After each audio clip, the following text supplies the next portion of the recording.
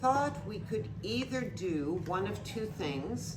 Either we can do a group reading where we all decide on a question. I did this when we first launched this deck.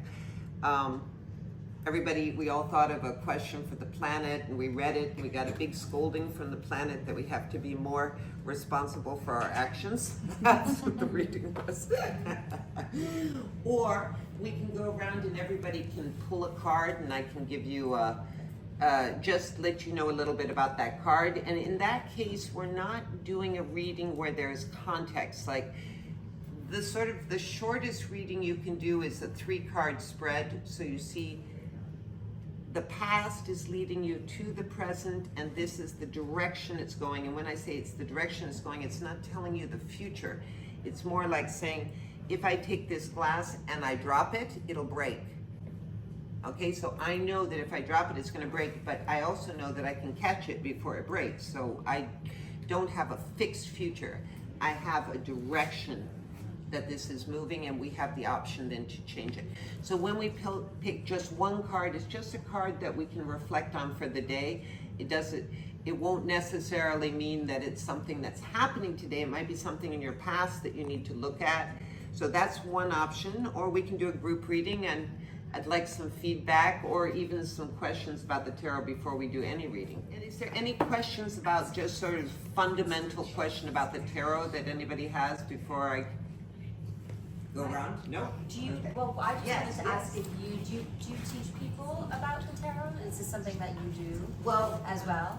What I do conferences on the tarot. Okay. I've done quite a few in different events and things like that. I'm not a tarot reader, even though I read for all my family and friends, because I don't like the idea of mixing any kind of money with spirituality. I like to keep it clean. And in that way, it's always really powerful. But I've been doing tarot since I was 14, and I'm 62, so pretty much all my life. You want to start, honey? So if you pick it right side up or reversed, it changes. So when you pick one, hold it up to you, and I'll look at what direction it is. Oh my God! Oh my God! She picked the card. Oh my God, that's funny. She's the model for my Queen of Cups, and it's exactly out of funny. 78 cards. She picked the one card she's modeling. That's interesting. I thought it was the world or something. But So the Queen of Cups, very interesting card. So within the Minor Arcana, you have 4 court cards. They've been named different things over the centuries. In the very first decks, you had a king, a queen, 2 male knights, and 2 male pages, 2 female knights, and 2 female pages. Very balanced. Over the centuries, the girls got kicked out, so it became only a knight, a page, a king, and 1 woman, the queen. And in the 19th century, this got restored. Aleister Crowley was the first one to do one where it was king, queen, prince, and princess. And this is what I've used for this. And the queen, all these court cards are the only cards in the deck that do not reflect the person that's asking the question, the querent. They reflect outside influences. So when she pulls the Queen of Cups, you're pulling an influence of somebody that is extremely heart-based, because the cups are the emotions, and queens are always related to water in the cups. So they are the rulers of the whole suit of cups, and they are the type of people that will, if you're pulled, give you the coat off their back, that will just support you in all your projects. It's probably me. So this is it's just a reminder to keep close to people that support you and love you, and that's who the Queen of Cups is. These are very short answers to give you a basic idea, so we can go around the room. So we'll do this. And hold it up to you so you know which direction it is. So you have the 7 of Swords. So the Swords is the intellect. So the 7 of Swords is learning. And because you pulled it upright, it's being open-minded in your learning as opposed to closed-minded, which would have been upside down. And it's not bad to pull a upside down card. It just means be careful not to, it would have been be careful not to be closed-minded because you're going to get so much more out of life if you're open-minded. So all the cards are good even if they're reversed. So this one says your sincere desire, okay, so basically it's just keeping your learning open-minded so you get the best potential out of life. Monsieur Alexis. Okay, so you got the 8 of Swords. So 8, and so the 8 of Swords it's again dealing with your intellect in the sphere of 8. And the sphere of 8 is about change, and so this is revelation, which is going to, because you put it upright, it's transformative. As opposed to if you had pulled it upside down, it would have created fear. Because obviously when it's something new, we can either be really scared of it because we're just not used to it, and what are we scared of? The unknown. Or it completely transforms us. So to allow your revelations to transform you. Voilà.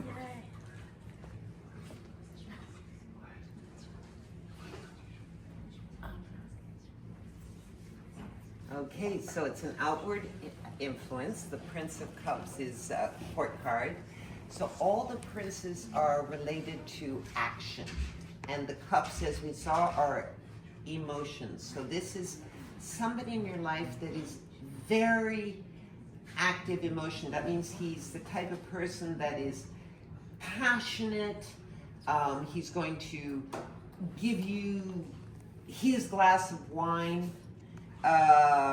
If you don't have one, he's going to bring you flowers. Is someone that really puts action behind his emotions. He shows it. So I don't know if you have someone like that in your life, but it's asking you to pay attention. Okay, thank you. You're very welcome.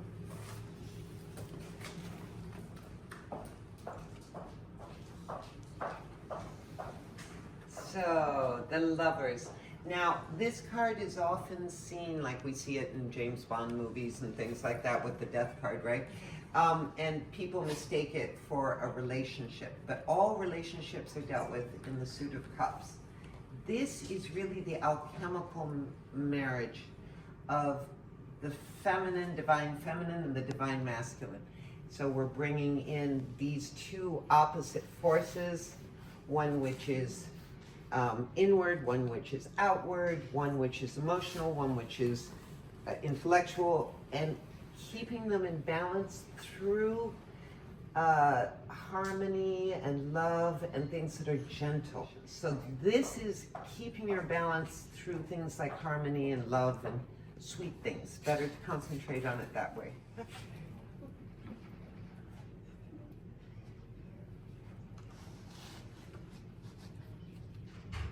So, a lot of court cards today. So, this is a princess. Princesses are always related to the element earth and manifestation. And she's the princess of swords, swords being the intellect. So, she's someone in your life. It could be a man, it could be a woman. It doesn't mean because she's a princess in the cards that it's female. She can be a woman or a man. And it's somebody in your life that is able to really manifest their ideas and to help you manifest their ideas. And if you pull a court card up like that, that's very positive, it's saying appreciate, respect, and keep this person in your life. And only you will know who it is.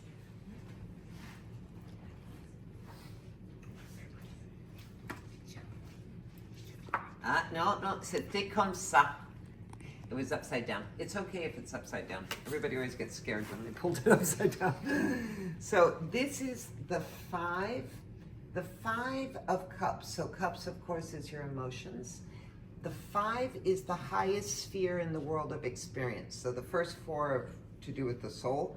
And the 5 is the first sphere of experience, and it's an experience of real love and all the good things, compassion and all those good things.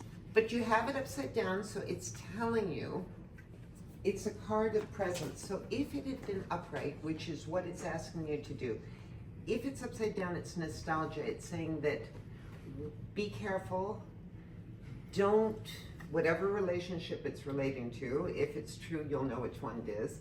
In one of your relationships, you're living in, oh, it was so good, that's why I'm with this person, that's why they're my friend, it was so good, instead of being here now with them, creating a new experience. So it's asking you to bring it around and be here now, kind of thing.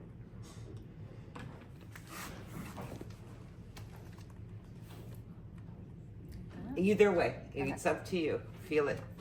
So you have got the Hermit upside down. So again, it's a card of suggestion.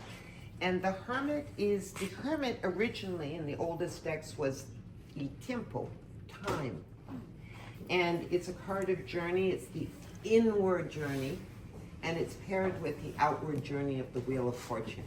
So this is the real inward journey. And it's telling you, and because it's major, it deals with your inner story as opposed to your everyday story of relationships, work, and it deals with, it's saying to you, because it's upside down, that you need to really embrace in solitude your own personal journey. That's what it's suggesting to you. These are very quick, huh? Because we have, I think, minus 1 minute now.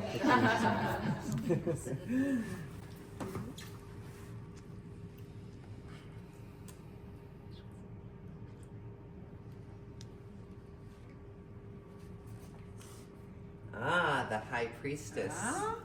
So the High Priestess is true wisdom. It's the deep, universal wisdom. We're not talking about intellectual wisdom. We're talking about deep, universal wisdom that the one sees when it projects itself.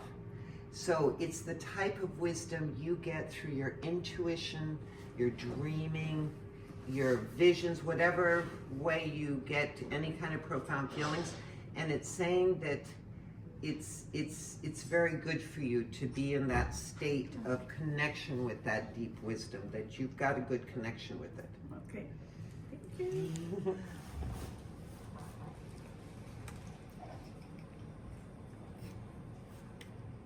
So you have the 8 of Cups upside down. So again, it's relationships.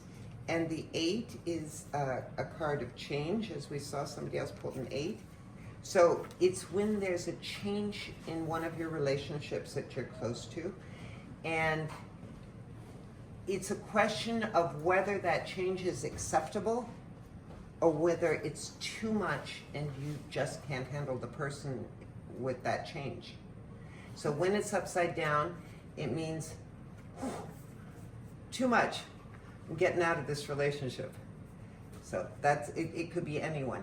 Only you would know.